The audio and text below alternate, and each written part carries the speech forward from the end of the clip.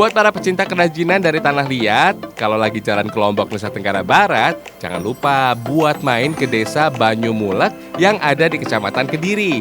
Wilayah yang berjarak 14 km dari kota Mataram ini memang menjadi sentra gerabah di Pulau Lombok. Salah satu kerajinan gerabah yang terkenal dari wilayah ini adalah kendi maling. Kok namanya kendi maling ya? Jangan-jangan. Hahaha, tenang fams, nggak usah takut gitu. Kendi maling ini bentuknya sama aja kayak kendi pada umumnya. Cuma bentuk lehernya lebih panjang dan bagian atas kendi nggak bisa dibuka. Tapi ada lubang seukuran jari di bagian bawah kendinya. Kendi ini dinamakan kendi maling karena cara masukin air ke dalam kendinya yang beda dari biasanya, yaitu dari bagian bawah kendi. Hal inilah yang bikin kendi ini dinamakan kendi maling karena airnya masuk lewat bawah. Ada-ada aja ya. Yang aneh lagi, air yang dimasukin itu nggak akan tumpah saat kendi dibalikan dalam posisi sebenarnya, fams. Malah airnya keluar dari corong kendinya. Wah, keren ya. Tuh, lihat, wisatawan dari luar negeri aja sampai penasaran mau nyobain kendi maling ini. Penasaran sama kendi maling ini? Langsung aja siapin tanah liat yang mau diolah, fams. Tanah liat di sini biasanya berasal dari daerah Lembar, Lombok Barat, fams. Tanah liat lalu dicampur dengan pasir kali halus yang sudah melalui proses ayakan. Campuran pasir ini digunakan untuk perekat tanah liat yang akan dijadikan kerajinannya. Karena kalau nggak dicampur, tanah liat ini akan hancur saat melalui proses pembakaran. Tanah pasir ini cenderung memiliki rongga yang besar, sehingga pertukaran udara dapat berjalan lebih lancar. Selain itu, tanah pasir ini tidak lengket jika basah, sehingga menjadikan tanah pasir mudah untuk diolah. Lanjut, kita langsung bentuk bagian kendi malingnya. Biar gampang pakai alat putar ini.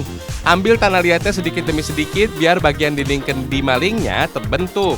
Sip, sekarang buat bagian dalam kendinya. Bagian dalam kendi maling ini berbentuk kerucut, fams.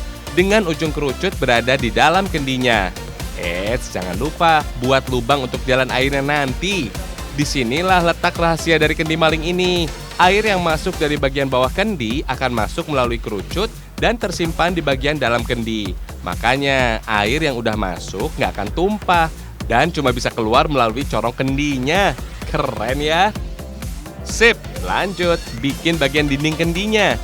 Ada beberapa bagian yang harus dibentuk untuk membuat kendi ini, yaitu bagian bawah, bagian dalam, dan bagian atas, serta terakhir bagian corong kendi. Supaya kendinya halus, terus putar alat sambil mengoles tanah liat dengan alat penghalusnya, fams. Wah, udah lumayan kebentuk tuh kendinya. Lanjut bikin bagian atas kendi.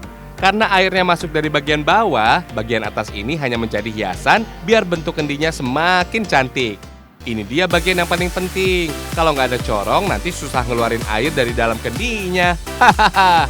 Butuh waktu lebih dari 3 hari untuk bikin satu buah kendi maling ini, fams. Hal ini karena tanah liat dikeringkan dengan sempurna sebelum memasuki proses pembakaran.